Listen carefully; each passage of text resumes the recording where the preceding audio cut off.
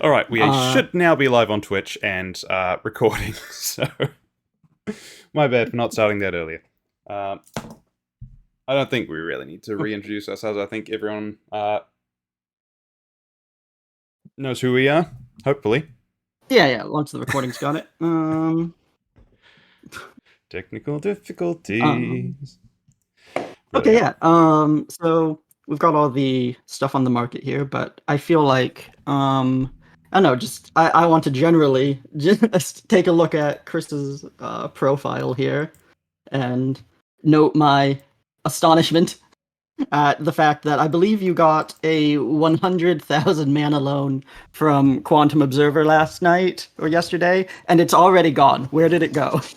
Oh, I went everywhere. I guess I mostly spent it on pushing markets from 10%, end of year markets exclusively, from 10% to 7%, and that was most of it. But yeah, I've been systematically going through all end of year markets. Well, not all, excluding some things that I definitely can't bet on, like sports things that haven't happened yet and stock prices that haven't happened yet. Right. And, basically, I'm going through them in order of how different their current probability is from either 0 or 100, so the ones that are most likely to still have some profit left in them. And I'm down to 15%. So I'm coming across a market that's priced at 15%. And then if that's something that's almost definitely not going to happen by end of year, then I'm betting it down to 7%. And if I bet it down any lower than that, I'd run out of mana, even if Quantum Observer gave me 100k. So it's just a stupendous number of markets, and I'm interested in betting on as many of them as possible, as well as correcting the price of the ones that I have bet on as close to 0 or 100 by end of year as I can, because I'm kind of concerned that no one's going to have any mana at the end of the year, and there's going to be markets that are like, priced at 5%, definitely haven't happened, and no one's going to have enough mana to actually push that down. And if the creator's not around to resolve it, the moderators are not going to have time to resolve half of these markets. So I What we won't can get do my is just elite look profits. at Chris. We just look at Chris's positions, and we see, okay, Chris has bought this down to 7%. Therefore, it resolves no. Maybe. I'm flattered, but this is definitely a case of quantity over quality. I'm looking at these markets not very closely, so I've made some bad calls, and it's made up for just by sheer quantity. So you don't look too closely. You made some good reversals too, though. I saw that you found a case of Vladimir Putin putting something into something else, which made you 1,000 mana. That was good. That was good.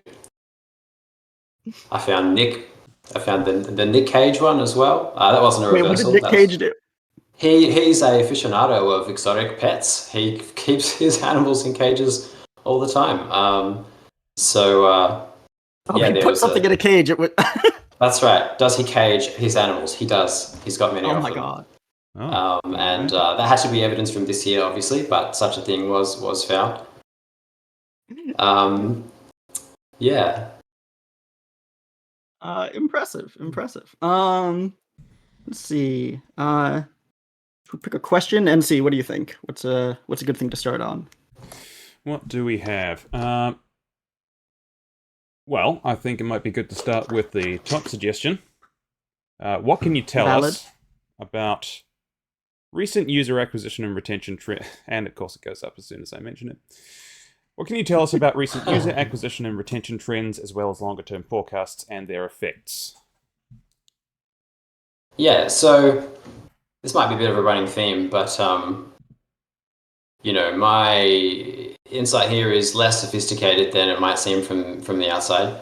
I've certainly written a lot of code, but mostly this is just me getting a bit of a head start on what's happening already, rather than actually doing, medium or long-term forecasts. But certainly there's some patterns we can see. And if sharing my screen works, then I can show some charts of that.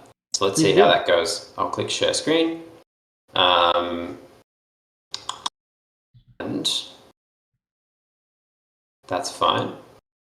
Chris, Let's try notoriously, that. I think were you the first one that started making these, or was it PC? Like back in September or so? I'm not sure if PC was actually scraping data. Certainly, he was the one who first had this idea that because because the engagement metric is so delayed from when the surge in users actually happened, you can make some really good bets based on that. So certainly that was his idea. I'm pretty sure. I'm not sure which one of us started actually scraping data first, but it was one of us. Yeah. Mm. The idea being that most people, if they just look at the stats page, they don't realize how much of it is predetermined already. Yeah, exactly. Can people see a screen full of charts? I can see you sharing your screen. I haven't been able to get it to load yet. Okay, well, I can see I can your. see actually. I can see on Twitch. Oh, this is. It's per window. It's just sharing the window rather than everything else. So I think I have to say share. Oh, it's per window screen. Share the entire screen.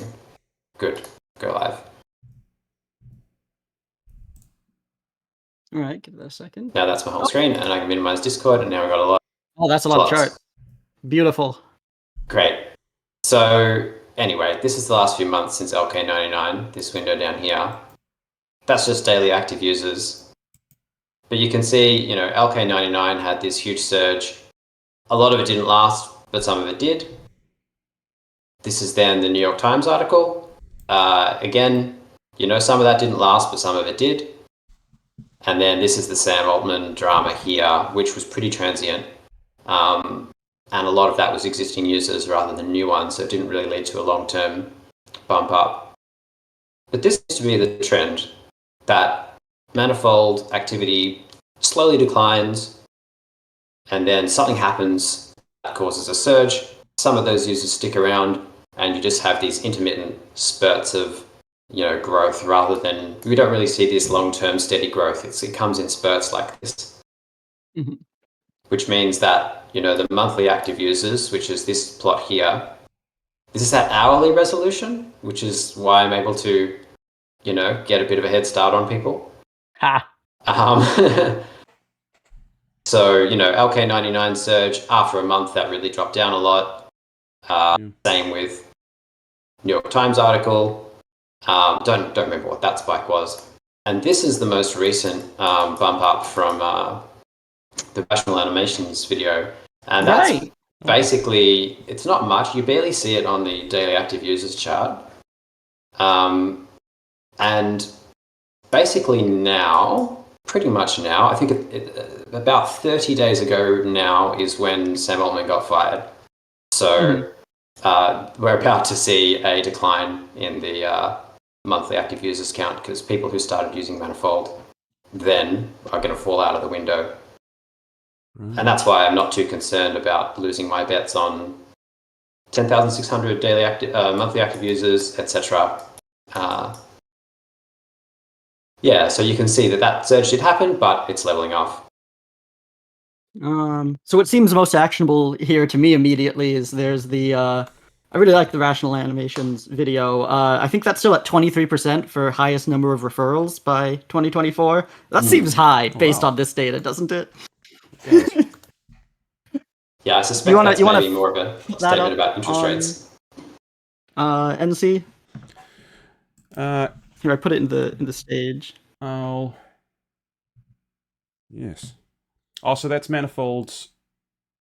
So that's not just the. That's not just the video. That's. Hang on. There we go. Yeah, so that's by the account writer, the writer of.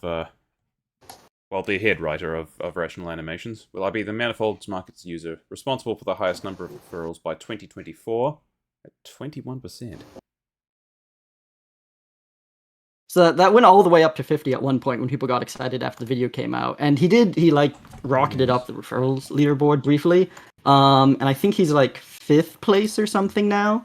But he's got such a gap to close in like 2 weeks. Yeah, he's got 791 referrals. Memeston has 2,700. And just looking at the shape of the activity graph that Chris was showing us, that looked Definitely like it was looked leveling off to me. Yeah, absolutely. Yeah, I think that's probably done for. So that'd be my advice, first of all. I love when we get alpha out of guests. That's super cool, all these graphs. I'm taking a look at them again. The Time article was something that you were watching for a while, right? As something that could be a disruption, but that seems unlikely at this point. Yeah, there was an argument from Panfilo, I think is how you pronounce his name,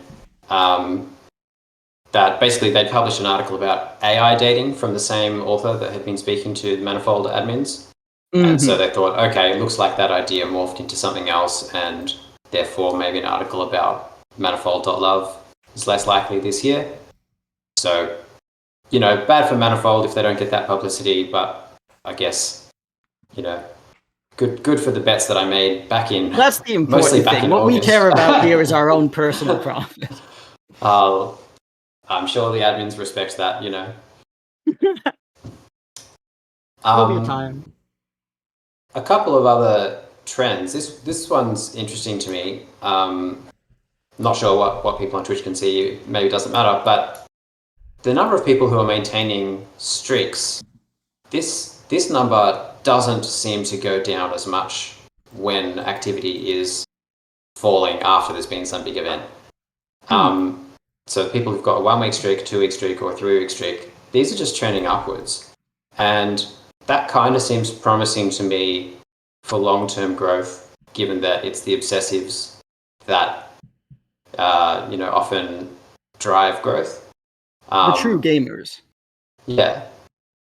I am concerned though that some large fraction of this could be not bots, but streak farming circles. So the Ukrainians. The Ukrainians. I think they're not Ukrainians anymore, but there's a growing group.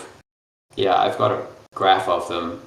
I feel like we should try and give a recap on that, just because it's a very funny concept for people that haven't heard of it. Do you want to try or? Okay. Sure. Not sure if people can see my screen, but this is the size of one of the referral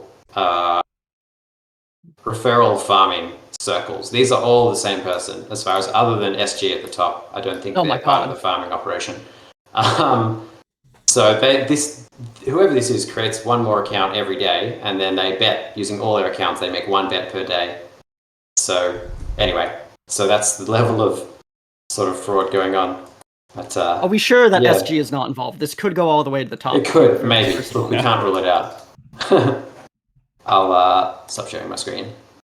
Right. But so the Ukrainian mana farmers from a ways back, basically that was also a group like this, where it was probably just like one guy or maybe a small number who would repeatedly make accounts, bet on each other's questions to farm trader bonuses, and then donate all of the mana proceeds to the charity for the Ukrainian army. Which is amazing to me. I mean, obviously they got banned, but the most fantastic exploit I've ever seen on Manifold. It's pretty great. Fund the Ukrainian defense against Russia. And they accepted bribes to, stop or start their activity so as to manipulate, Manifold engagement metric markets so that they would have more money to donate to Ukraine. So, yeah, because there was like that month was the huge bet that you had against Marcus and PC, right? And it was coming down to the wire after they changed how they measured engagement. Yeah. And so it depended on whether or not the mana farmers stopped farming, whether like 100,000 mana bet would be won. It's pretty extreme. I like those graphs. That's good. It's good. I feel like people who like bet on some of those early markets have wisened up a little bit in terms of like, okay, if Chris says that this was going to go down, we shouldn't bet against Chris. He's too good. But we'll see. There's still a lot of interesting play to be had, I think, between like comparisons of metrics, like the dating market on like whether it will have a certain number of users that's harder to measure, right? I think because it kind of just depends on if something goes insanely viral, like the show they're planning.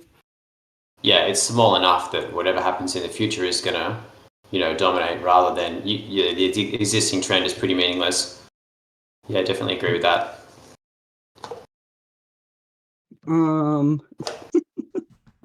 Looking at some stuff from the audience. Tumble suggests that was Zelensky, leading the Mana Farmers. Plausible. If that's Zelensky's main fundraising source for the Ukrainian army, I think I have some other markets to bet on. Yeah, that doesn't bode well. So I resolved the suggestion yes at the top. Yes. The next highest ones here. I'm gonna try and not just purely go by whale bait. Let's look at some of the other suggestions. Yes. The top one is good actually, but no, I want to do. Chris asked a question to himself, so clearly we have to do that one. Which is, how did you get into forecasting by pretending to be an epidemiologist on Twitter? More interviewers should use question suggestions from their interviewees. I was hoping to come up with some more, but I ran out of time. So this is how things spiral. As is often the case, this started with like someone is wrong on the internet syndrome. Mm-hmm. Just in the early days of COVID, just arguing with people. Basically, people didn't understand how to extrapolate on an exponential curve, and this caused people to both overestimate and underestimate, the severity of the pandemic in various places. And I started betting with people. This is before Manifold. Right. I endorsed this idea of betting, but I wasn't quite as obsessed with it at the time. Because you go back and forth and argue, and then not come to any agreement and say, fine, let's bet on it. There's going to be a certain number of case numbers 5 months from now. Let's make a forecast. That's great. And I got so obsessed with this that I was starting to run some basic epidemiological models. This got a bit of a following. I ended up on TV. It was pretty fun. Yeah, it was great. I got invited to join an epidemiology modeling group, like an actual research group. I went to some of their meetings. I didn't continue with that. But yeah, this was useful. And I think, relevant to the sorts of forecasting people at Manifold are familiar with, it's like we didn't have very good data. We didn't have very good models. Mm-hmm. The thing that got me on TV was modeling the effect of vaccines. Here in my state, we had there was a period where there was no COVID after the initial outbreak, and then there was a leak, and COVID was taking off again. And this was exactly when we were rolling out the vaccine.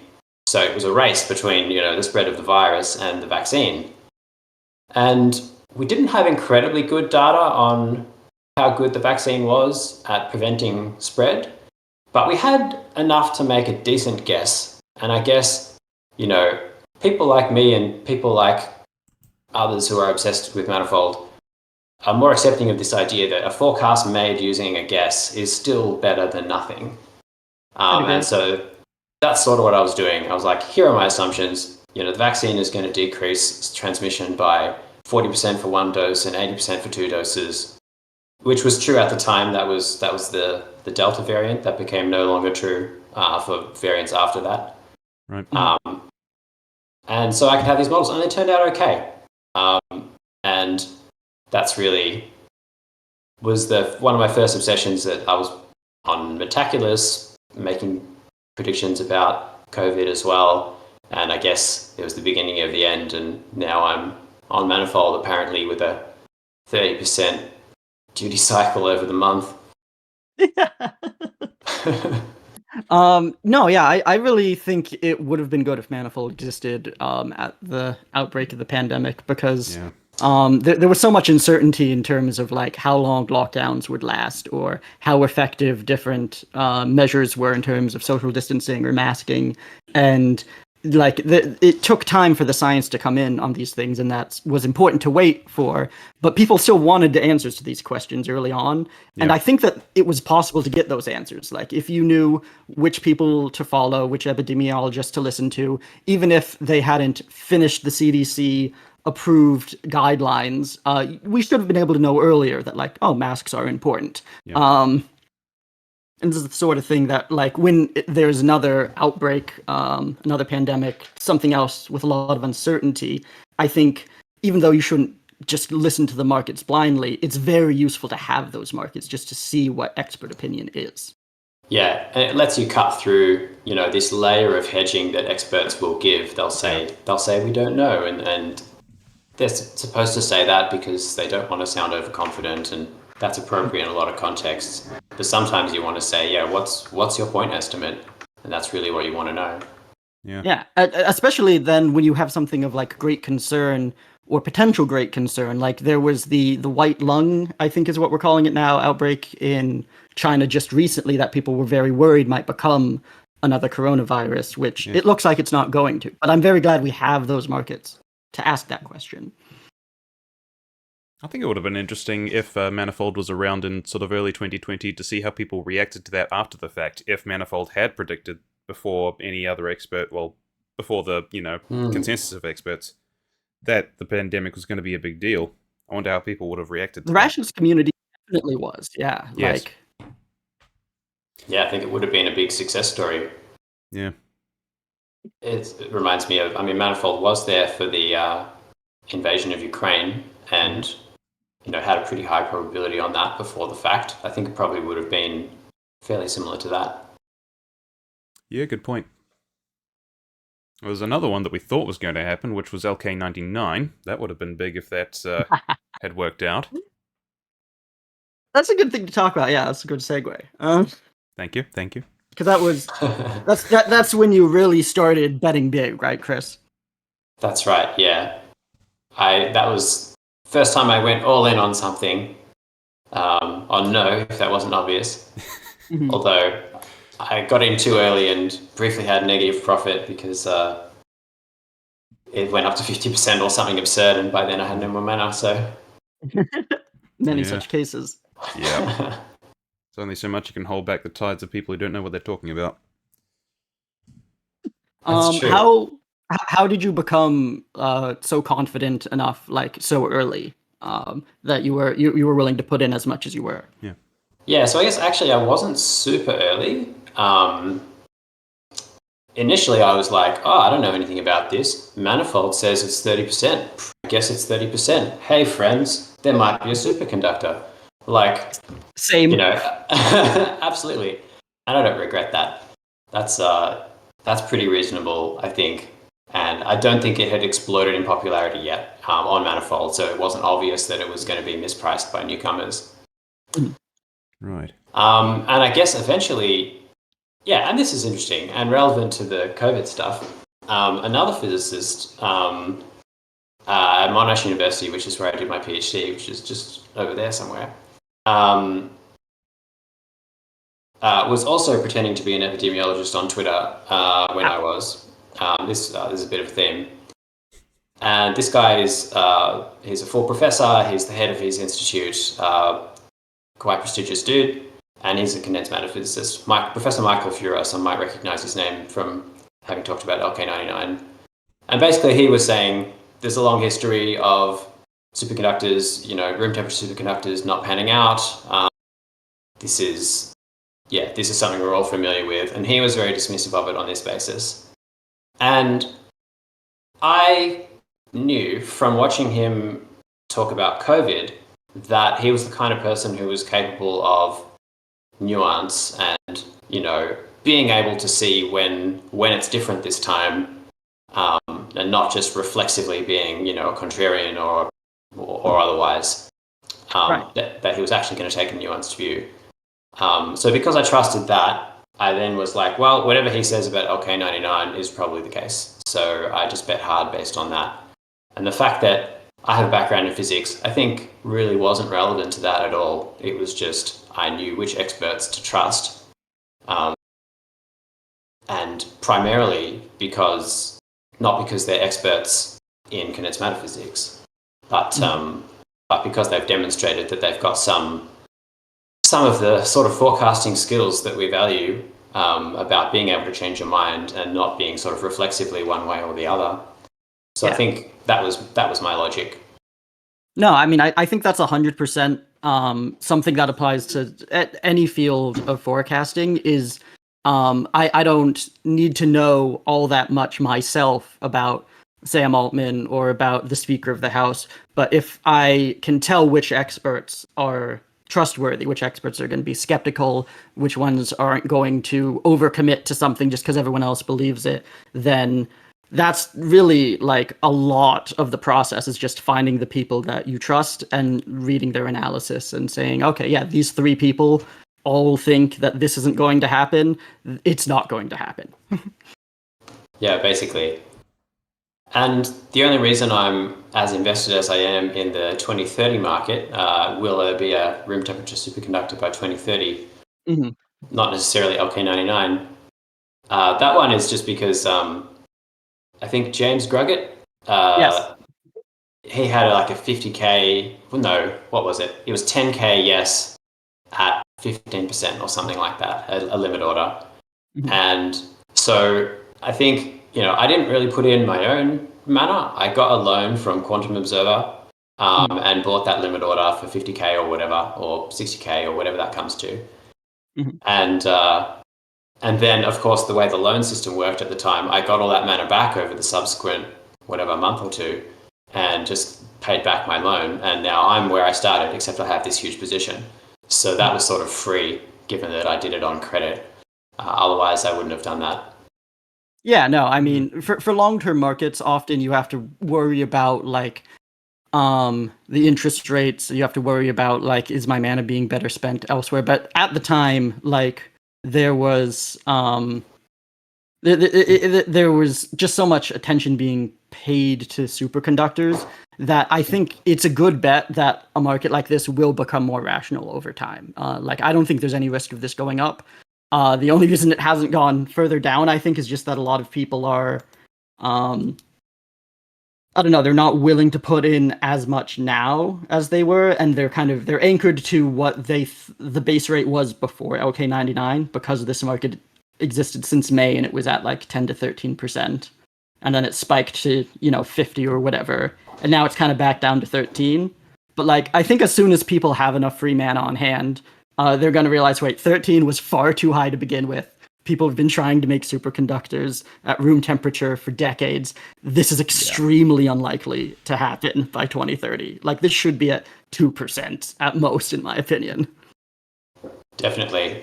And after the new year, when all the end of year markets resolve eventually, once the mods get through all of the abandoned ones, then I might, have way too much mana and put it all on some long-term markets, and that might help a bit.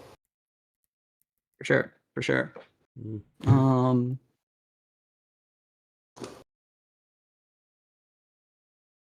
Taking a look at the topic list here. Oh yeah, no, okay. So wait, before we pivot, because there are a lot of good things here. The other question I had on LK99 is, now at this point, we know it's not a superconductor, but there is a market that I was hoping you would look at. Here, I'm going to link it in stage now.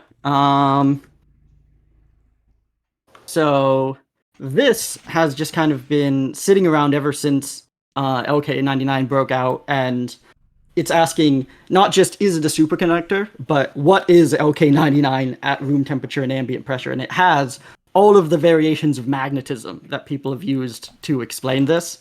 And I find it very interesting that like we all, by the end of a week, knew for sure it wasn't a superconductor. But even now, and I've like tried to look into this on Wikipedia, I've tried to like read some of the summaries, we're still not sure. Was it ferromagnetic? Was it diamagnetic? Was it powerfully diamagnetic? Were those just the impurities? And this is still like somewhat uncertain. So 50-50 that it's interesting or uninteresting. Mm-hmm. A lot of that does depend to some extent on on the creator's opinion, of course. The creator has to have a certain standard accounting, but they've gone into it in the comments. And at this point, like, yeah, there's 14,000 mana in liquidity just sitting here. And I don't know what's gonna happen the next 2 weeks that's gonna like resolve this. Other than just people finally paying attention to it and making an argument for like whether it's powerfully diamagnetic or not. There's going to be a lot of cases like this, I think, as the year comes to an end. Yeah, it's going to be tricky. Actually, I don't have a position in this one. It hasn't come up in my end of year search because I'm only looking at binary markets, just because that's easier to write the code to search for. Yeah. But I think this is pretty tricky to bet on, even at this point. On the one hand, a total fabrication. I think not many people are accusing the authors of fraud. So fabrication that, I mean, it's not true that it's a superconductor, but that language might make people not want to bet on that. Yeah. Mm-hmm. Powerfully diamagnetic, I think that's pretty established to be not the case. Going to bet that down if no one beats me to it. Yeah, it's at 15 right now, and I feel like right there. I haven't seen any sort of consensus that it's powerfully diamagnetic. Maybe All weaker. right, did anyone beat me? No, you just got it to 8. Very nice. Looks like it's at 7. The other wild thing is, if you look and you add 100. up all the superconductor options here, they're very high, actually, because there's like 3 different superconductor options. Right. Interesting. Cool, I might have to look at them. Yeah, I think a major difficulty with this has got nothing to do with superconductors or LK99, and it's just a standard problem with prediction markets, which is that, and there was a discussion about this on Discord the other day. What do they mean by LK99? There's this hypothetical perfect crystal called LK99, and if you synthesize that, it's like some pinkish translucent thing that I don't know if that had any magnetic properties at all. I don't remember. Mm-hmm. But then if you follow the recipe, you get flecks of little ferromagnetic stuff, and some papers have measured diamagnetism as well. Not powerful though. And so that's really tricky. Which type of material is the market even about? It seems like there are multiple different things you can get that have different properties, and so how's it going to resolve? No, yeah, that's I think a large part of the uncertainty here is like there was some mention in the comments of like thin film being different from what the instructions say from the pure crystal, as you say. Yeah. And yeah, I think this is the sort of market that we're still trying to figure out what the best form of it is. The Sam Altman ones similarly are like trying to answer a mystery with free response. And that's very difficult when people like put in their own wording and multiple wordings might overlap. And it's all coming down to this one person's judgment. But I think we're getting better at it. We're figuring out what kind of markets work for this and which ones don't. I think the unlinked markets are definitely an improvement over the has to resolve to 1 or a percentage markets. Absolutely. The mechanics are better now because of that. And we're also just, learning, as you said, from having a few bad experiences, I guess. Yeah, well, I'll be interested to see how that resolves. Maybe that bet was... Yeah. Mm. Yeah. Sometimes it's fun to see people do things hastily. Yeah, so okay. Next. If you could magically gain one habit, belief /trait /tendency of the average master strength user, what would it be? They should all make bad bets against me, obviously. Yeah, of course. If I could snap my fingers, that's what I'm going to go for. I should do that right now. But good bets. But they should make good bets against everyone else still, so that they still like funnel money in mana, so that they don't run out, because then I won't be able to make any more off them. Right. So just constructing this pyramid shape really is what I'd be going for. Ah, sort of pyramid scheme. Agree. A reverse funnel. Very interesting. But to address the implication of the question, I don't know. I mean, most masters traders are pretty good traders.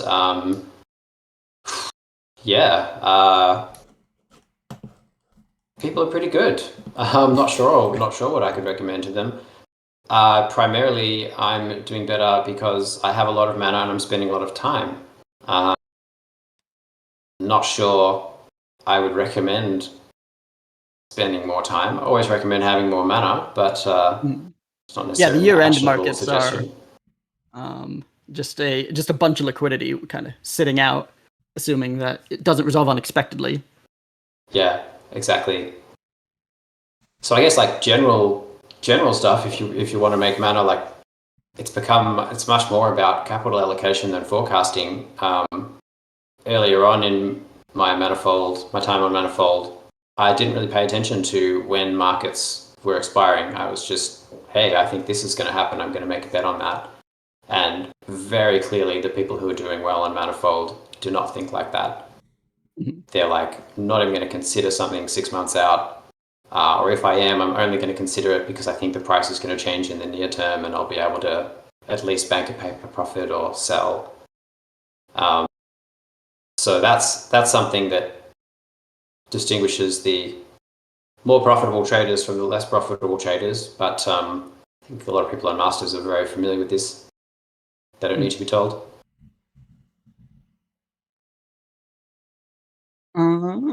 Let's see here. This does overlap with someone has immediately bet up that I'll might as well. How are you so good? How do I become like you? Crying face emoji.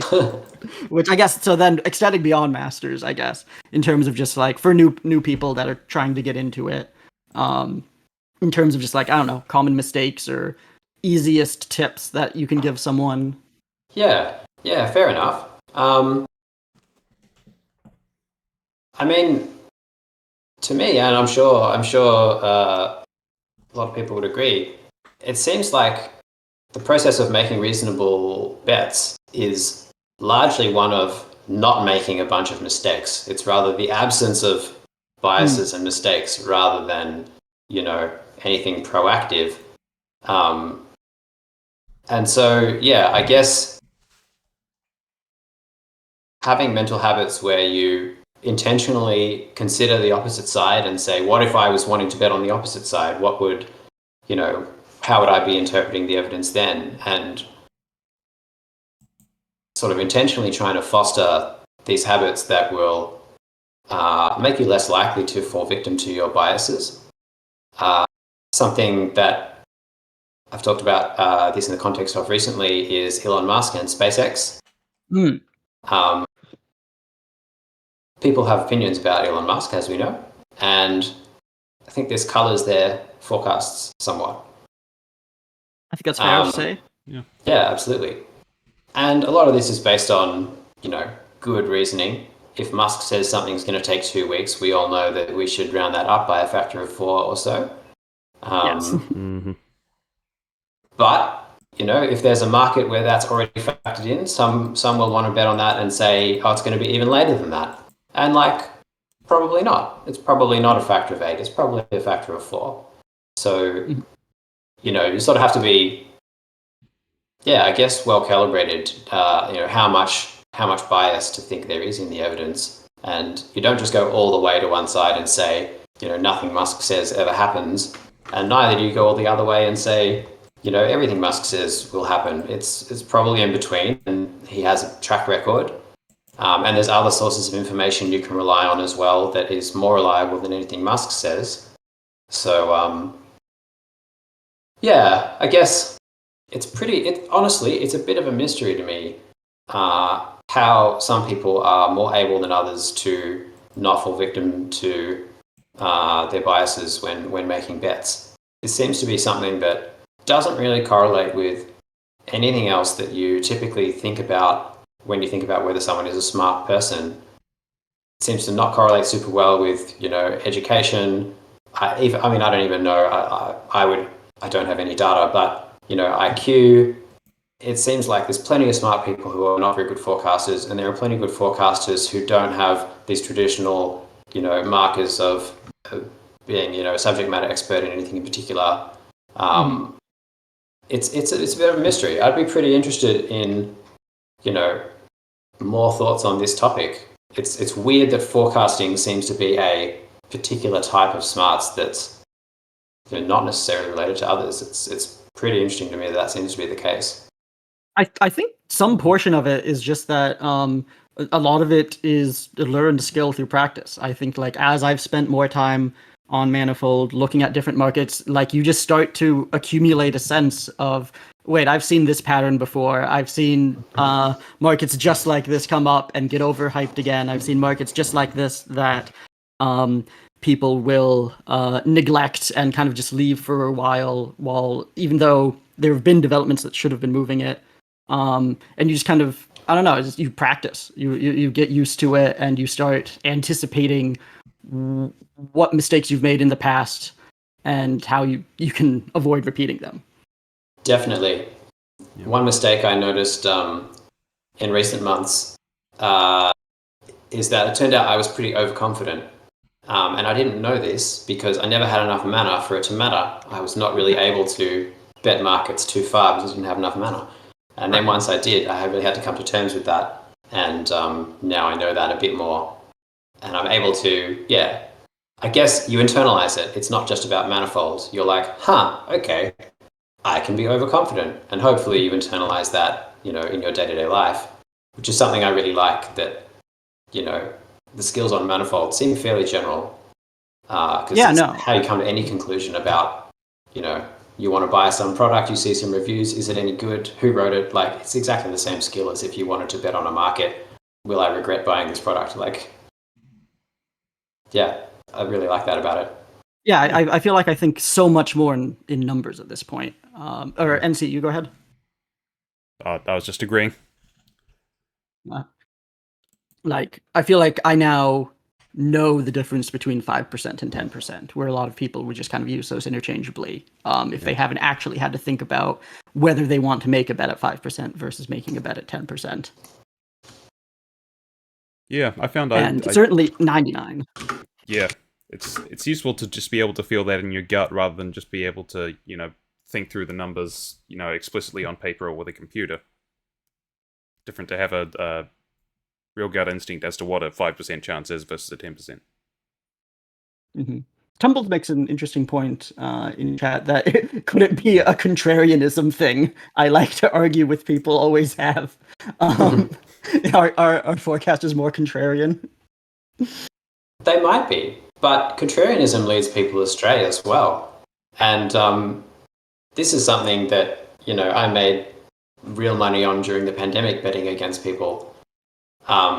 That although the sort of mainstream consensus view was maybe a bit slow to catch up to, exactly what you could have said if you were a bit faster, by and large, the consensus views on COVID were correct. And betting on that, I was able to extract money from contrarians, people who are reflexively contrarian, right? Quite a bit. So I guess you have to not be afraid of going against consensus, but at the same time, contrarian. I feel like I've made a lot of mana off contrarians as well. Yeah. So would warn against that.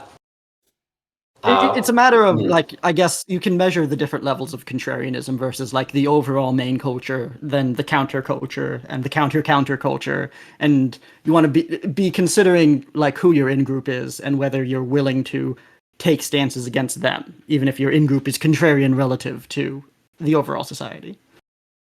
Yeah, sometimes you can't tell until some event splits people. I think this happened during the pandemic again. The pandemic was a real, I guess, scissor for a lot of groups. But before the pandemic, there's this loose group of podcasters and bloggers and whatnot, known as the intellectual dark web. Some people will be familiar with, and these people were mostly, on board with each other, and they had some beefs about, mainstream views, and then during the pandemic, you got to see which ones of them were like reflexive contrarians and which ones were sort of capable of coming to a different view on different topics. It's not always just, mainstream view is bad. And now there's no unity to this group. There's people all over the place, and some people have come out of it looking like, that person's capable of changing their mind and thinking about things on a per topic basis. And others have just gone off the deep end of conspiracy theories and anything any government ever does must be wrong. And you Yes. realize that they were always like that. You just didn't notice because their views happened to align with those of others that believed what they did for maybe better reasons.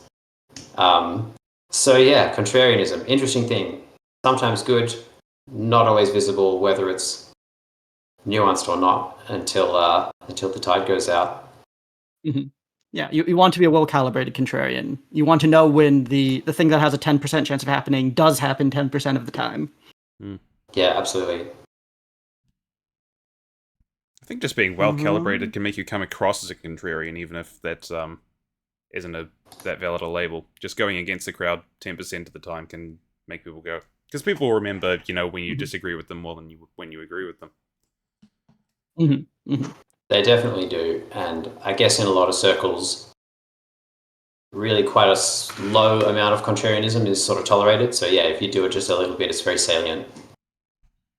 I'm looking forward, honestly, to the next chance we get where everyone really does disagree, because I feel like every time we have one of these cultural disasters that go viral on Manifold, usually those of us that are like at the top of the leagues are all on the same side. We usually we might take a little bit, but we realize, okay, yeah, obviously Altman's probably going to come back. Obviously, LK99 isn't a superconductor, and yeah, it'll be fun next time we get something that we actually all disagree on. Yeah, that would be really good. Yeah, when was the last time there was major Person of the year, disagreement? certainly. Like that was fun. Because Yeah. like Michael and Mira could have those massive bets. But overall, actually, I think a lot of people just kind of stayed out of that, which I think was smart of those of you who didn't take massive positions. Yeah, I stayed out of it. I stayed out of it But except for I think bidding that against there's Taylor going Swift, to be like a which is a mistake. Ooh, yeah, that's rough. I mean, politics next year is going to be a big thing. In like, I see a lot of really great forecasters with opposite positions on who's going to win the election or whether or not AI is going to be a major topic in debates. So I think there'll be some good bets generated from that. Yeah, definitely. At the same time, yeah, others are so much more on top of that than me that I'll probably stay out of it again unfortunately. But yeah, it'd be interesting to see the disagreement. I guess at the moment there's some disagreement about whether first user here can walk 100,000 steps in a day. That's highly traded and relatively close to 50% with 13 days to go, 12 days maybe. That's one of depending on the time big zones. markets of the week for sure. Where's that sitting at right now? Do you want to pull that up on screen, someone? Tumbles, who I think is in the audience, or was at still is in the audience, wants you to soothe their fears as a no holder on that market. Says it's quite scared. I don't know.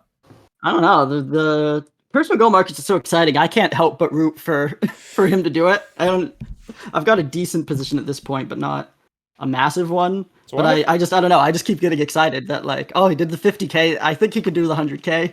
So I don't know how to actually analyze that. I haven't been following this market at all. So this is just whether he'll walk 100,000 steps in one day. In a continuous 24 hours. Seems like a lot. Which is a lot. It's like 2 marathons, I think someone said.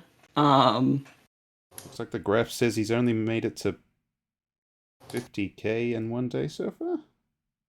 Yeah, that was the other big market that he had. Was he was trying to do 50K, which he managed to do, and said that he wasn't super tired after.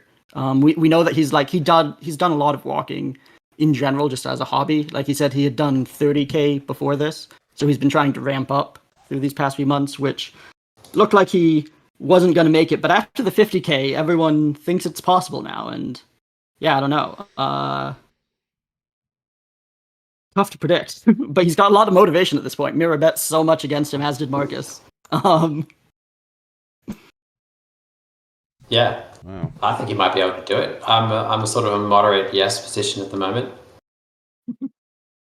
always a little cautious about personal goal markets, and always a bit cautious about anything that Mira is betting against you on. Yeah, But, those kind of balance in some sense. yeah. But I'm rooting for him, absolutely. I want to believe. Let's see, what other suggestions do we have here? Anyway.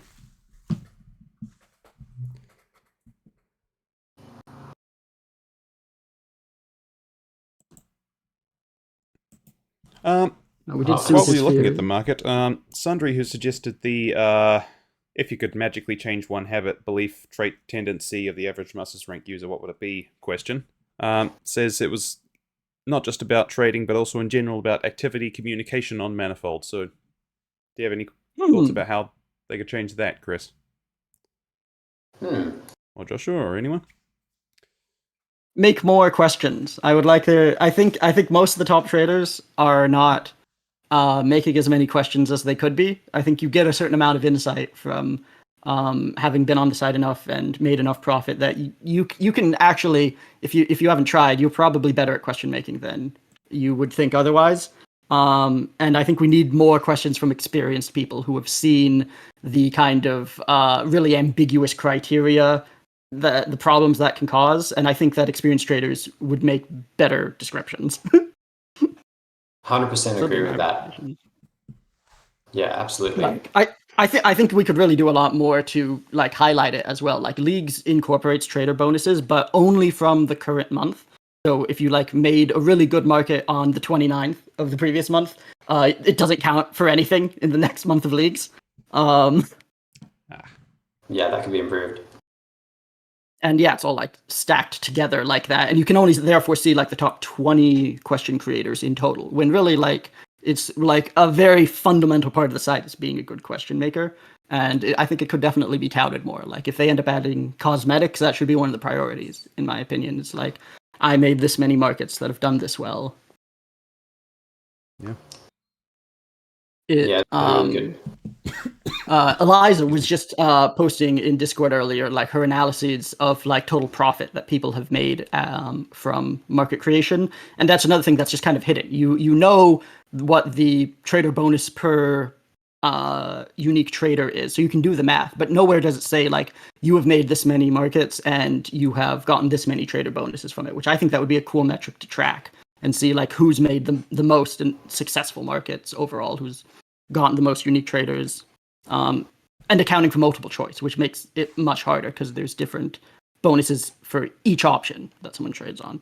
Yeah, I'd love to be able to see that. That'd be great. Yeah, and you're absolutely right that trading gives people some insight into what makes a good market and what doesn't, and that's a resource we should try to exploit to make the site better if we can. Yeah, ambiguous resolution criteria continue to be a huge problem, and on that topic, I guess I would want to make one plea to traders, which is that when a market does appear to be ambiguous, to sort of stop trading on it. Just make a new one. Yeah, people will often, something will be ambiguous and they'll push the price around. And I think there's some intuition that they can make it look like there's some agreement, or they're like, I'm very confident. They want to show their confidence in what the interpretation should be, and they do that by betting. And unfortunately, this just, if two sides do this, then now people are really invested in trying to convince the creator of their view, and I think that's not a great outcome. So I'd rather people say, okay, back out and let the cards fall where they may. Make your arguments, but maybe don't bet on them until you actually get clarification from the creator. But of course, having markets with better resolution criteria addresses that problem before it gets that far. I do think it's an impossible goal to expect markets to actually be objective, even when they are trying to be. So we're going to keep having this problem, but obviously there's such a thing as better criteria and worse criteria, and we should definitely try to make them as good as we can by leveraging the people who know what makes it so. Yeah, agreed. Yeah, if you're like an experienced trader in a topic, like a lot about I don't know, like AI models or Ukraine aid funding. You find a market and it's got an inactive creator. It has no description. At that point, I think like you should absolutely just make your own version of it and write out the actual description, post it in the comments, and say, "Hey guys, this guy's he's not posted in 2 months. We don't know how he's going to rule on this. Please come bet in my market instead." Because I actually wrote out the resolution criteria. Yeah, that's pretty good. We've been talking about, and actually there's been a few test runs of this where moderators have come in and added clarifications in a creator's absence and said, Also if true. the creator doesn't comment, here's what we're going to do.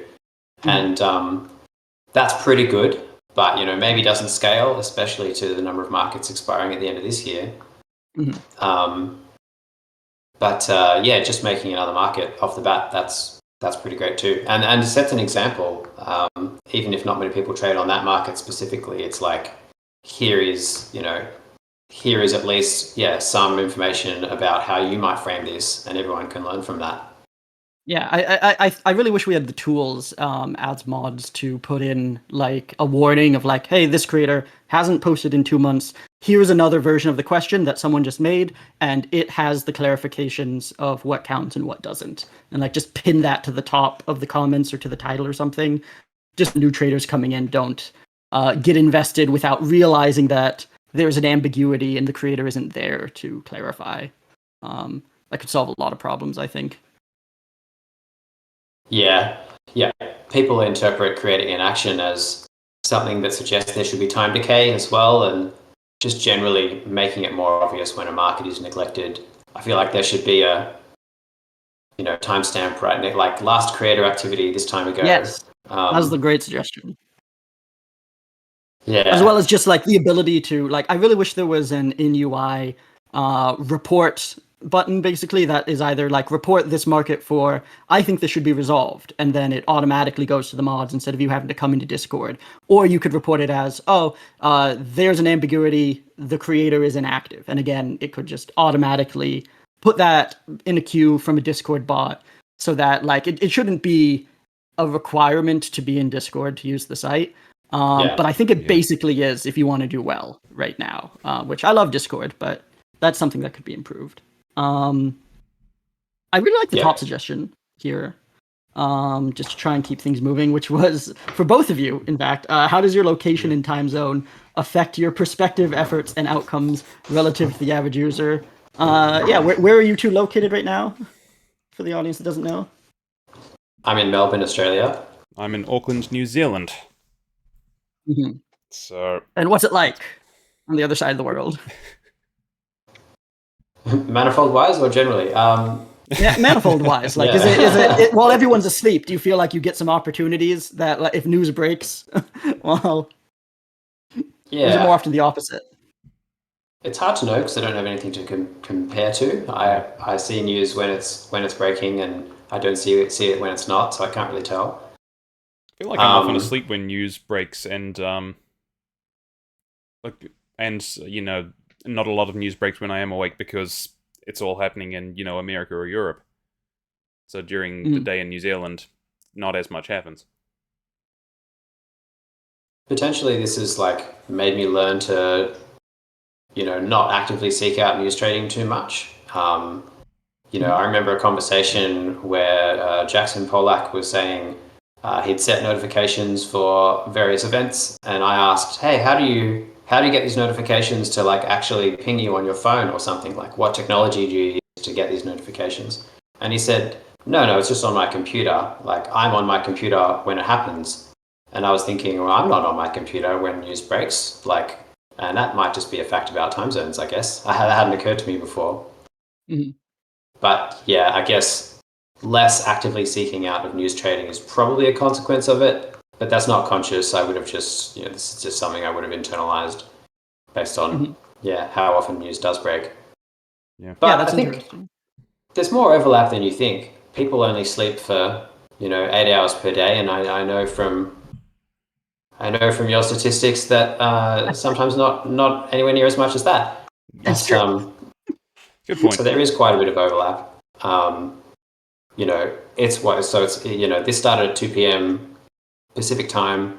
When I woke up, it would have been 11 a.m. Pacific time or something like that. So that's still most of the days overlapping. I'm just not at my computer necessarily. Mm-hmm. Also, I mentally subtract 1 day from every date that is listed on Manifold. Mm-hmm. Well, this happened by Tuesday. Wait, I need to okay, pitch you guys. Wednesday.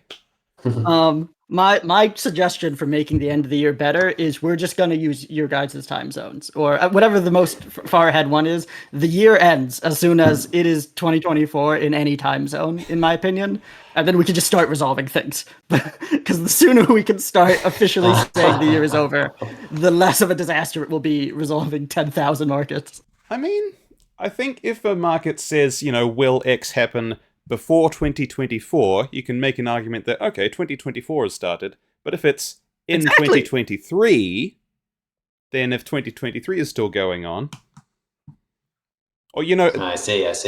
yeah, I I'm not mean, saying what year it is everyone tied should to do a it, place. but So I it's think we should allow it, is my point. Yeah. How much news is going to break in the last 24 hours? I don't think much. Last year, there were some markets. of People had to make market after market after market on will a big market resolve that is currently below like 2%? Will it resolve? Yes, and people kept having to make more and more markets because more and more things did happen. There was one about This was last New Year's? yeah. There was one about the old Pope dying, at least. One about Twitter having an outage. Those both happened like on the 31st of December. Right, yeah. I think Betty White died right around New Year's too. I think that was a bit after, Yeah, but I'm not sure. Mm-hmm. But yeah, I think if you were able to resolve a decent number of those markets within that 24-hour-ish period, then yeah, almost certainly some of those resolutions would be wrong by if you use a different time zone. Yeah. Given how many there are, there's like 8,000 of these markets. On the other hand, there's no way you're going to be able to resolve any more than a tiny fraction of them. And that means 1 day doesn't matter. Like, I don't know. I'm wondering, I should make a market, like, will 50% of these markets even be resolved by the end of January? Like, there's so many. It's just, Evan's doing his best. Evan and Eliza are MVPs. Do you know, that was one of the ideas I had for a New Year's resolution episode, was just a big resolve-a-thon. Have like a progress bar on the bottom of the screen of like how many New Year's markets have resolved so far, and we try to get it as high as we can. Good idea. With, I don't know, if we get to 60%, I don't know, I'll do the robot on stream, something. I don't know. I like That's something this people idea. actually want to see. The resolve-a-thon. Yeah, well, it's going to be a marathon however it's done. Yeah. Yeah, might as well have company. May as well make it a game. Yeah. We could have a market on like what's the percentage of markets that will be resolved. That could work as well.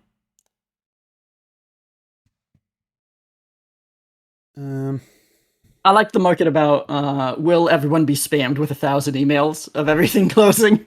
Someone made that. You guys get resolution emails? I mean, I don't, but some people do. I turned them do. off a long time ago because the notifications on my phone are just fine. Or on the site, really. Agreed. Yeah, I should turn them off. I think that market, if it's the one I'm thinking of, was more specifically if you're a market creator who has made 1,000 markets, will you get 1,000 emails telling you to resolve them? Yes, which is useless if you're on the platform anyway. But I guess you could just turn those off if you know what's coming. Yeah. Sundry in the chat says, I like Resolve-a-thon, but I'd have FOMO.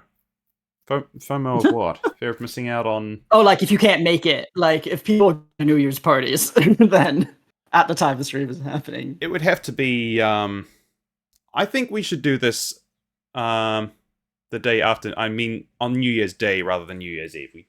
So that's... Or the day after that, maybe. If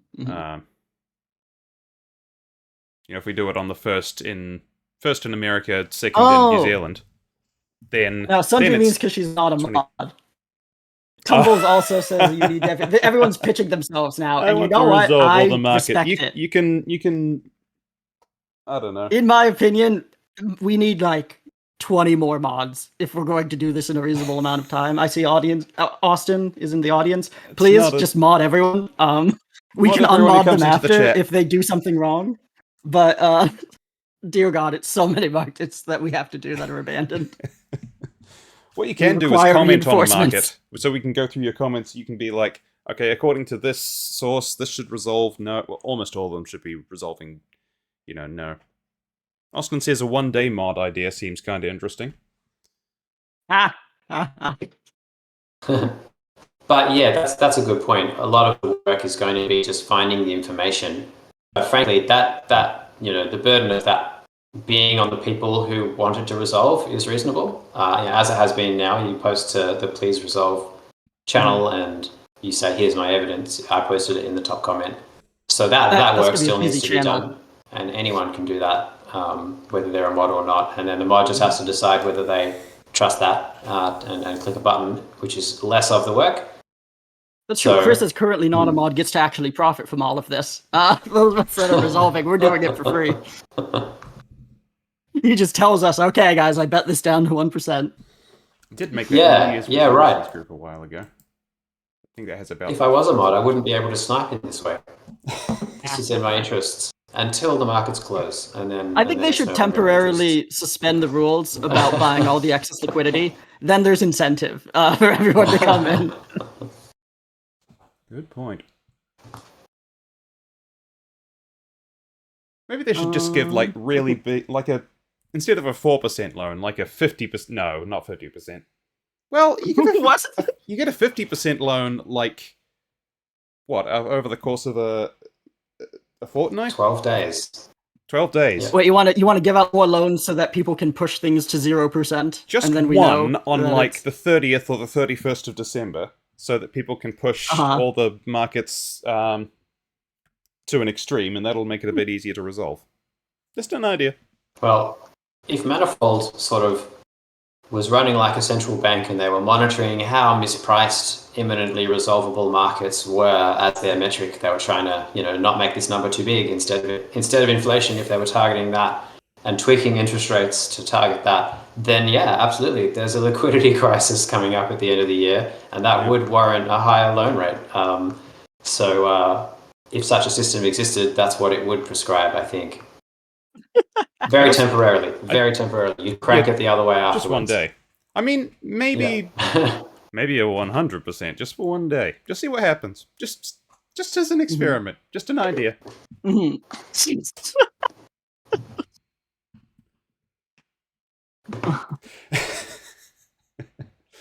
Yeah. Let's see. What are the suggestions we got here? I've lost that market. It's right on my screen. Chris, you see anything you want to answer? Anything you've bet in? Just answer the questions that you've bought yes in. As the guest, you get to profit.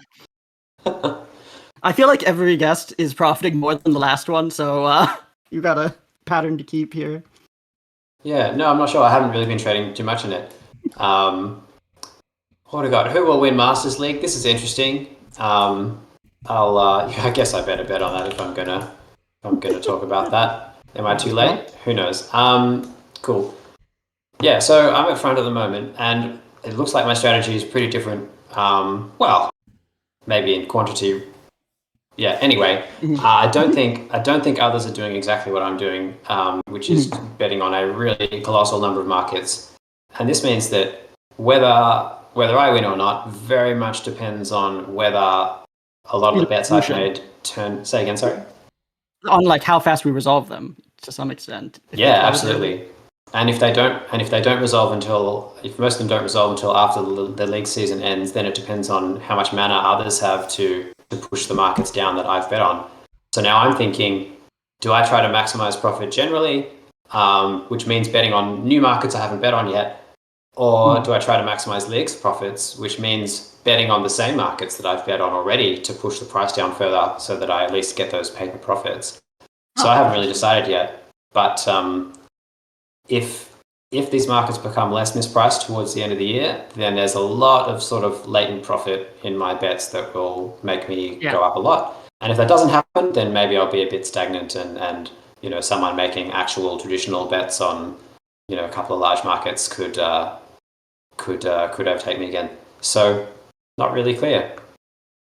Mm-hmm. Yeah, no, I think a lot of it will come down to whether or not there is some major breaking news potentially, because if so, I think Domer will immediately blast up past the rest of us again. The man is the fastest button clicker in the West, so as soon as, like, I don't know, some CEO dies or some new war starts, he will immediately get 10,000 profit. But I think that's unlikely on balance. Yep. Absolutely. In which case, I've made some token attempts to keep up with you on finding the markets that are resolving at the end. But yeah, no, you just have at this point so many positions that I think I won't catch you by that means. I am also hoping that I can be the fastest button clicker in the West if some major news breaks. We'll see. Yeah, and maybe because of time zones, but I'm resigned to not try to chase that. So you'll have it if that's what winning is based on. It could be Australian breaking news. Could be. Unlikely.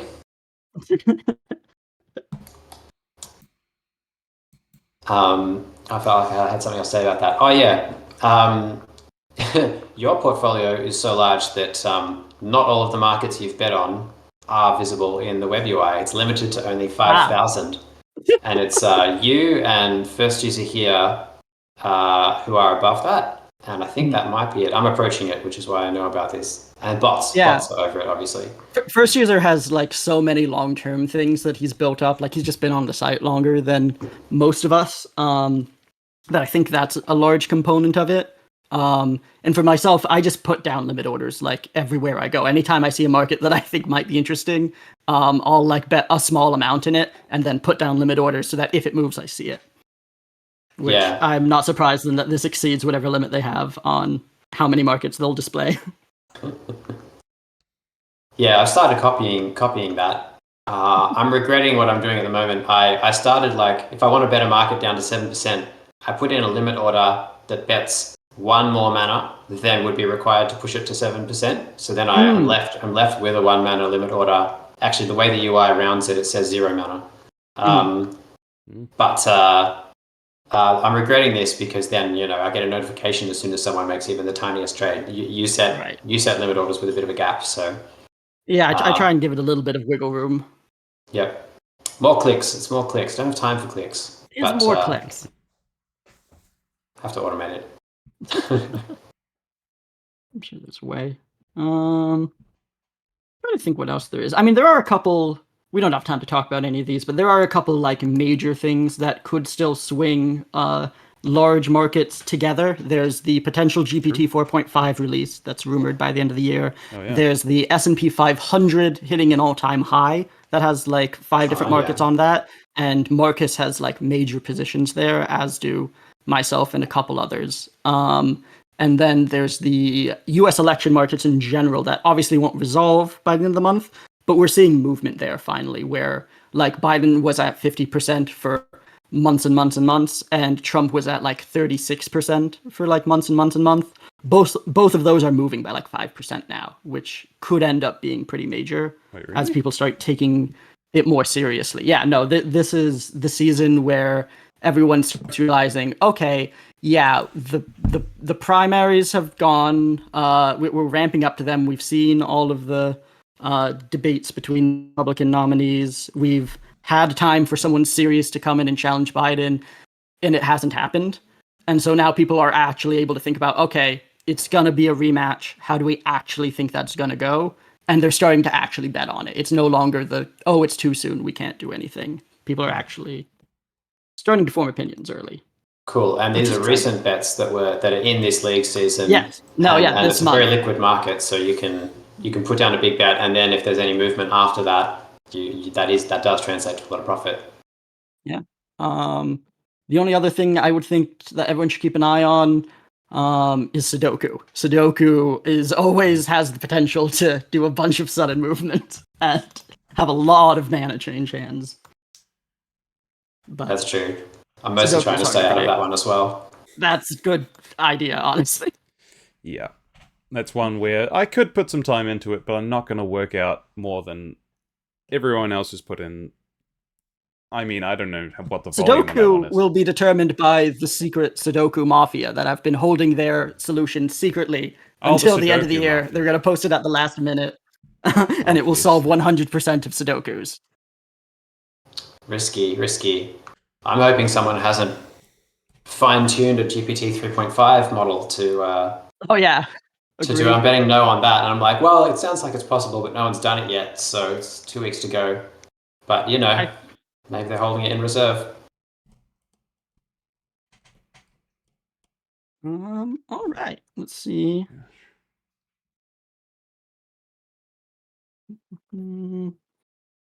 Anything else immediately come to mind? I think we've covered most stuff at this point. Nice.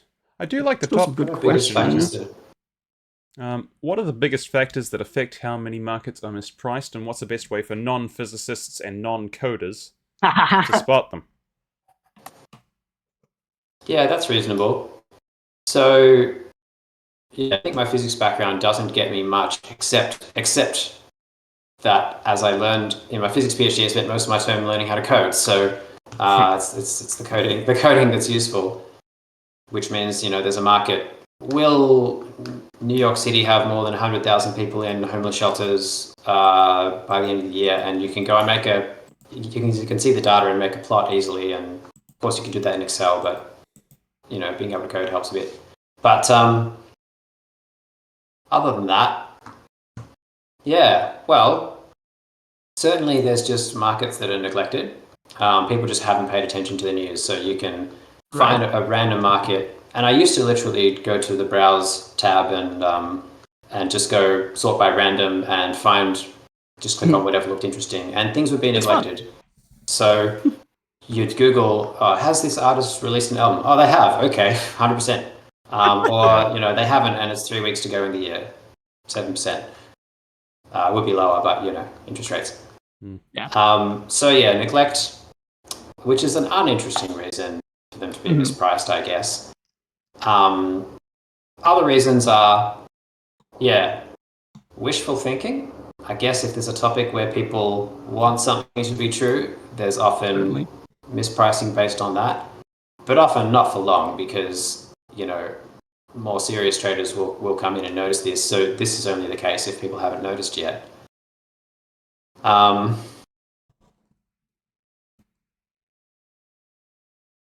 things making markets mispriced. Yeah, I don't know. I mean, obviously just, low liquidity, wishful thinking, other biases generally, I guess. But at the point where you're accusing people of too many biases,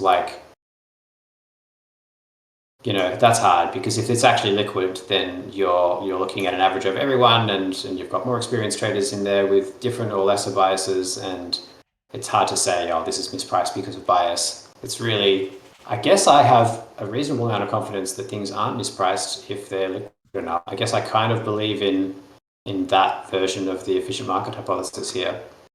I think that's reasonable in many cases. But there is definitely, I think that you can find some categories of forecasts where the best predictors on the site will stay away from them just because they think I don't have an edge here. And so it ends up that you can have markets that get very popular, and the only people who are betting in them are the people who don't wisely stay out of things that are difficult to predict. And you can end up with just kind of poorly calibrated people on both sides of a market, while all of the best forecasters are waiting because it is a difficult thing to predict, like the election in a year. Or sometimes you end up with pop culture related things, stuff that it's really hard to find data for. And so it ends up being kind of vibes based. And so the best forecasters stay out of it, even though I think their vibes would be better if they tried. They don't want to pay the cost in terms of variance. They could be like, well, this might be 50%, and I could bet it from 60% to 50%, but I don't want to have a huge position on a coin flip. Mm-hmm. Yeah, that makes a lot of sense. not even coin flip, but also just like, and some things just are less interesting to people. Like some people just do not want to bet on Ukraine or Israel, Gaza. Myself, mostly, actually. I tend to just kind of shy away from those instinctually because I don't follow those topics very much. And I think a lot of other people do too. A lot of people will just say, I don't want to bet on that in general. I don't know enough about it. But then the only people who are betting on it aren't the ones that necessarily know a lot about it, but the ones that don't make that distinction and will bet even though they're less well calibrated. Yeah, So absolutely. that's where subsidies come in, I guess. And we're seeing in the chat, Shumpitostick, I'm not sure if that's Shump on Manifold, saying that, yeah, when there's breaking news, things tend to be pretty irrational. And that's true. People overcorrect on news, absolutely. Which is interesting because news traders are often experienced traders. Maybe the news traders make a smaller bet and then there's bandwagon effect of others as well. Mm-hmm.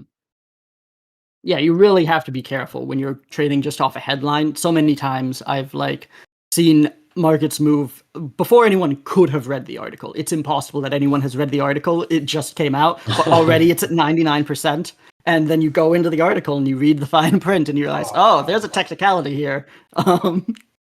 Yeah, I mean, absolutely gamble by betting it up a little bit. Like speed beats precision for sure. But 99's a bit much. But for the longest time, my philosophy was just nothing is over 95 or less than 5. I now have enough mana that I sometimes think things are more or less, but that's still, I think, a good heuristic. Especially when you're starting out, is nothing should be bet to those extremes because you could be missing something. One thing I've learned since I've been betting on a really large number of markets recently is that it's really not worth pushing a market above. I think my threshold is something like 99% at the moment, and only if there's really no ambiguity. Just because, I don't know how the creator's going to resolve, and I don't know that I've read things right. I've made a few bad calls recently where I've misread something. I thought that a Twitch streamer had been banned, and I made a bet, but actually they had just changed their username, so the URL was a 404, and right. Manifold had a glitch where I couldn't see my own position. I didn't have a button to sell. And I put all my mana on it, so I didn't even have enough mana to buy the other direction, and I had to get a loan. Anyway, many such cases. Yeah, so that's one lesson, and I've had a few more such that I'm now like, it's fine. There are more markets. I'm gonna bet it up to 90 something, and then I'm gonna move on and spend my mana on a different market. Not get too invested in having to convince the creator of anything if there's something unexpected. I think probably 99 for creators I don't know. For creators where I do know, I can go a bit higher. That's fine. Although at that point it's more about, are they likely to resolve in the next 48 hours? Mm-hmm. For sure. I think we could maybe do one more question. I still like the the top one's a meta one. The second top one is if you had to assign the average Manifold user some required reading, what would it be? That's I haven't actually read Super Forecasters, I don't think. I read Signal and the Noise, and that was good. Do you have recommendations? Oh, has anyone read Julia Gaelick's book, The Scout Mindset? I have. Oh, no, I haven't. Very good. I'd like to reread it, actually. Yeah. I think it is available in audiobook, and I think I listened to it in audiobook. Julia reads it. I think she reads it in her own voice, which is good. She's a great speaker. Was a real fan of her podcast. Her show's great. Haven't had any episodes in a while. I hope that's not the last of it. But that's a great book. Which is just about the mindset that leads to the same sorts of things that make people better at forecasting. What else? Have you guys read The Precipice? I really enjoyed that. Yes, I have. Toby Orb. I have not. It's an overview of existential risks and exact probabilistic comparisons between the odds an asteroid hits us, the odds a super pandemic causes extinction, and the odds AI causes extinction. It's the most thorough comparison I know of, just going through the list of anything that might kill us all. It's good to keep in mind. Great. I've added it to my list. I think if you're a long enough Manifold user, you don't really need to use super forecasting. I don't think either of you would gain anything from it. But the average Manifold user, maybe. Mm-hmm. You should read Nate Silver's new book that he interviews Austin in once it comes out next year. Excellent. Okay, I'll I'm resolve sure that. that'd Yeah. I'm sure I'd have something else to recommend if I thought about it more, but nothing comes to mind immediately. But I guess what I'm trying to use to conjure up memories of what recommended reading there should be is like really non-technical, like vibes-based stuff. Like you can be wrong, and you should internalize this, and you should be more comfortable with uncertainty, and question yourself more and have less ego and all these wanky things. Maybe some books on Buddhism and stuff like that, frankly. So I guess I really think a lot of this stuff is like actually non-technical, and it's more about your relationship with your subconscious, because it's your gut that is telling you the difference between 5% and 10%. And if you don't communicate well with it, you can't exploit that as a resource, or it will push you in the wrong direction. So that's something, I think that's something very much discussed in the rationality circles, with Julia Galef and the Center for Applied Rationality. We're teaching all the stuff about how to have a better relationship with your subconscious, for the purposes of rationality, which I guess is our purposes here. So yeah, all that kind of stuff, which sometimes gets into sort of vaguely spiritual sounding stuff, and as long as you can ignore the actual supernatural stuff and get the wisdom of, yes, you have a subconscious and it tells you things and you can listen to it, and you can train it, that's all very useful, I think. But no recommended reading comes to mind, unfortunately. Useful still. Should we wrap up? What do you guys think? We should definitely have you back on. This was great. Yes. I really enjoyed it. A lot of really good stuff to say, Chris. I do think, if you have a quick answer to this question, I'd like to hear it. How much success on Manifold depends on being a good trader versus a good forecaster? That's a good question. Yeah, I mean, mostly the former rather than the latter. I think you could make a lot of mana just. I mean, look at some of the most profitable accounts of bots, and they're good traders but not good forecasters. Yes. They're not forecasters at all. So that's some evidence. Yeah, I think the weight is towards being a good trader rather than being a good forecaster. But certainly being a good forecaster means your error rate is a bit better, and you can occasionally make some really big bets in something that you are confident about. And so I guess, yeah, I sometimes do that, but that's rare. And I think you have to know, you have to be well enough calibrated to know that your confidence about something is warranted. I guess if you're a good trader but not a good forecaster, you might sometimes think you are more confident than you'll be more confident than you have any right to be, and that will hurt your profits a bit. I think there's a strong element of natural selection there, where if you are a very fast button clicker but you're poorly calibrated, you're going to lose all of your mana in one bet. Because you need to, usually when news breaks, it doesn't immediately resolve the market. Usually the people that are good traders are the ones that they can see the news breaking and they know that it moves something from 20 to 60 rather than to 99. Being able to quickly determine that it's 60 and not 80 and not 50 is very difficult sometimes. Like there'll be a lot of wobbling in the immediate aftermath of news breaking, and having the foresight to know exactly how much this should adjust your priors is a combination of trading and forecasting that is difficult to quantify. Yeah, absolutely. I guess being diversified generally is sort of more of an aspect of trading than of forecasting, and that can help protect you from some of these things. Because if you've already said I'm not going to put too much into any one market, then you're not going to push it to 99%, even if that's your true belief. So that can help. But I guess often, yeah, you don't have a big enough portfolio to rely on diversification to protect you from making bad trades. So you still have to be able to, not make bad trades based on something akin to your forecasting skill. Mm-hmm. Yeah, certainly a balance though. And certainly my recent success is just a number of hours sunk into it. Without being wrong, though. Like, I haven't seen that many go against you out of all the ones you've been pushing. Yeah, it's a good hit rate.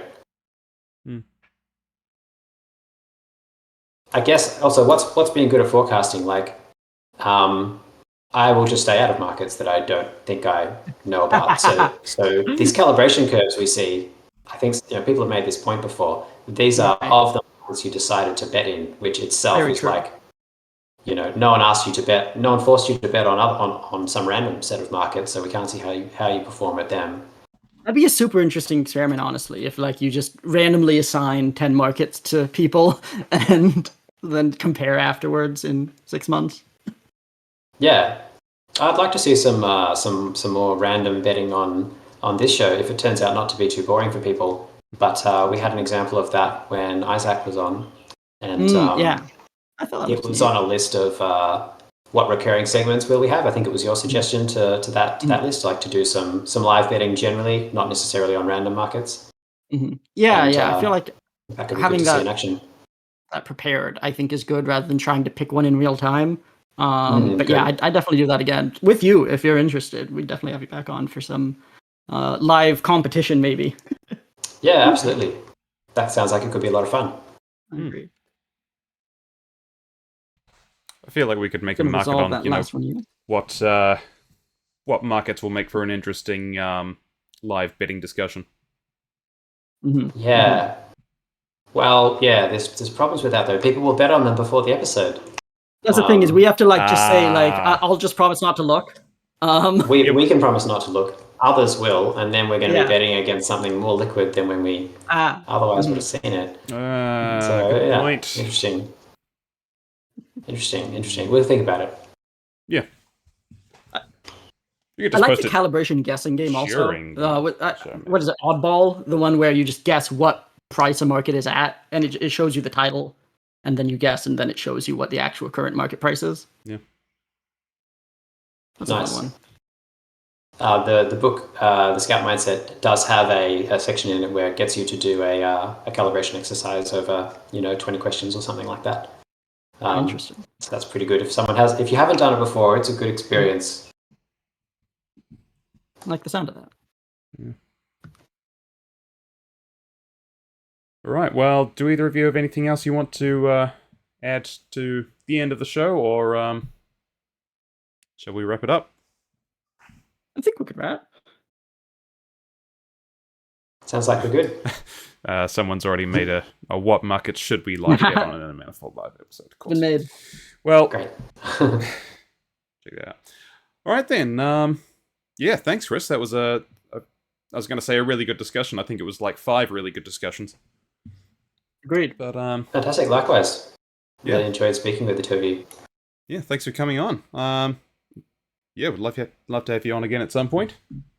And yeah, I think we'll wrap things up there. Thanks to everyone for tuning in. Thank you. Bye. Till next time.